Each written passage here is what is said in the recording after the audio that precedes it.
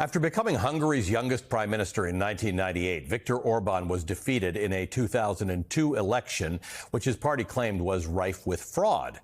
For 8 years, Orban sat out of power, stewing on a plan to claw his way back. Masha Gessen, New York Times opinion columnist, writes, quote, "In the interim, he consolidated his movement, positioning himself and his party as the only true representatives of the Hungarian people. It followed that the sitting government was illegitimate and that anyone who supported it was not part of the nation," end quote. When Orban returned to power in 2010, he made sure he would stay in power by gerrymandering parliament, filling the courts with loyalists, and gifting himself emergency powers. Imagine that. He hasn't left office since and is the longest-serving head of state in NATO. Now, Orban proudly refers to Hungary as an illiberal state. Orban is the type of leader Donald Trump aspires to be. Trump has lavished praise on Orban. In fact, he did so in his one debate with Kamala Harris. He has said, "They say he's a strong man. Sometimes you need a strong man." And in the wake of Donald Trump's ascent back to the White House, Masha Gessen has been leaning on lessons from elsewhere, places democracy has failed or never really existed at all. In a new column in the New York Times, Gessen holds conversations with Balint Magyar, a Hungarian author and scholar of autocracy, to understand how a people can gravitate toward Trumpism as a balm to their problems. Quote, "Liberal democracy," Magyar says, "offers moral constraints without problem solving. A lot of rules, not a lot of change, while populism offers problem solving without moral constraints." Magyar isn't interested in calling Donald Trump a fascist. He sees the president-elect's appeal in terms of something more primal. Trump promises that you don't have to think about other people, end quote.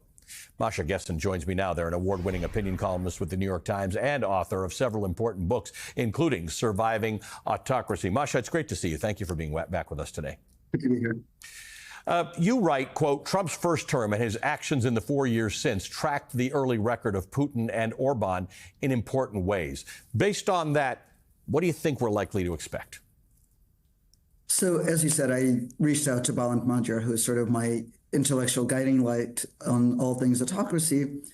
And one of the things that he pointed out was that these kinds of autocrats, populist autocrats, like Orban, like Trump wants to be, like Putin is, they go after institutions, but they go after institutions of a particular kind in a particular way.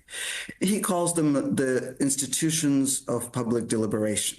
Right? These are the places like universities, like the media, like our legislative institutions, like some religious groups, where we work out our obligations to one another and to others, like from our obligations to people with disabilities to aid to war in Ukraine.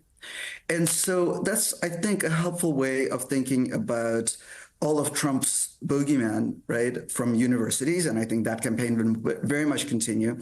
And it's very scary and will really completely reshape the higher education system in this country, to Congress, to the media.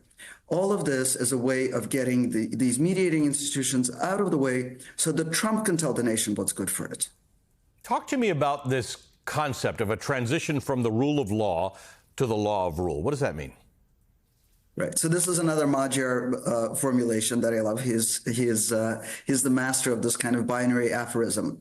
But basically what he's talking about is something that we've already seen with Trump in his first term, the transition from legislation to rule by decree, or in the U.S. case, rule by executive order.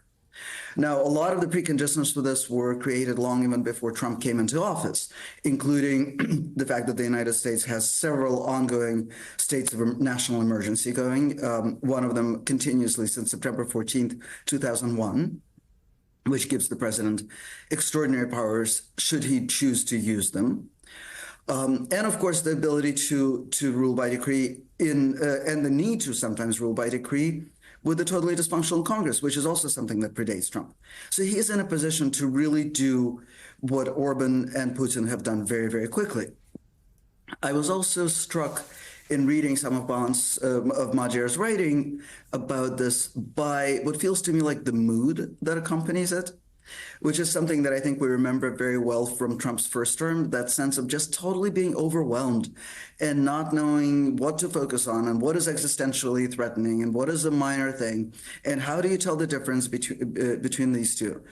We're going back into that state, right? That state of just everything being so loud all at once. And that is not a coincidence. That is the way a country is changed because the public is shut out that way. You can't pay attention. You can't participate. And I think that that's a way of getting us to that authoritarian space where people retreat into their private lives while the authoritarian does whatever he wants to do. Yeah, that's we're seeing that play out in our conversations with people who just want to back out of it and can't be processed. On this show, we have covered Project 2025 a great deal. I carried around my copy of it for several months.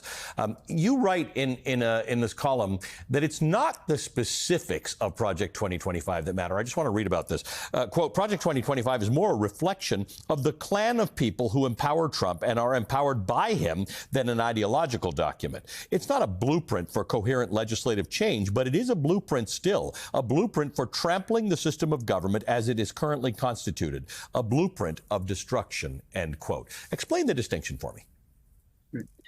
So it's tempting to look at Project 2025 and see it as a first draft of legislation.